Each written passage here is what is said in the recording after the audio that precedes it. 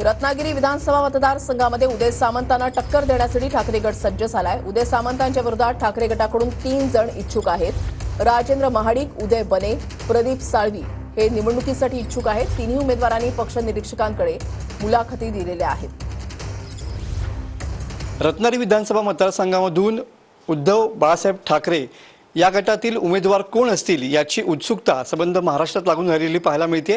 कारण उद्योग मंत्री उदय सामंत यांच्या बालेकिल्ल्यामध्ये उमेदवार कोण असणार याची चाचपणी सुद्धा उद्धव ठाकरे गटाकडून या ठिकाणी सुरू झालेली पाहायला मिळते। आपल्यासोबत राजेंद्र महाडिक, उदय बने आणि बंड्या साळवी असे 3 उमेदवार यांनी या ठिकाणी इच्छुक असल्याचं या ठिकाणी सांगितलेलं पाहायला मिळते। रत्नागिरी विधानसभा मतदारसंघ खऱ्या अर्थानं हाय व्होल्टेज ड्रामा बघायला मिळणार आहे।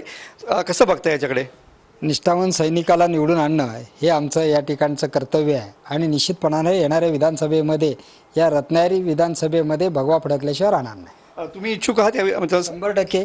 रत्नागिरी विधानसभा मतदारसंघामधून तुम्ही उमेदवारीसाठी नामांकन देणं कितपत आव्हान वाटतं, काय सांगाल? नाही, या ठिकाणी आव्हान आम्हाला नाहीच आहे। आम्ही उलट एक जबाबदारी आदरणीय शिवसेना प्रमुखांची म्हणून आम्ही स्वीकारणार आहोत की ज्यांनी आमच्या ह्या 58 वर्ष झालेल्या शिवसेनेचे 2 तुकडे केलेत त्यांच्यासमोर आम्ही चॅलेंज देणार आहोत। कसं बघता रत्नागिरी विधानसभा मतदारसंघामध्ये उमेदवार म्हणून? रत्नागिरी विधानसभा मतदारसंघामध्ये मी इच्छुक आहे, पण मी या बाळासाहेबांचा शिवसैनिक आहे। सर्व माझ्या रत्नागिरी विधानसभा मतदार शिवसैनिकांची एकच इच्छा आहे की या रत्नागिरी विधानसभेवरती भगवा फडकवण्याचं काम आपण सर्वांनी करायचं आहे।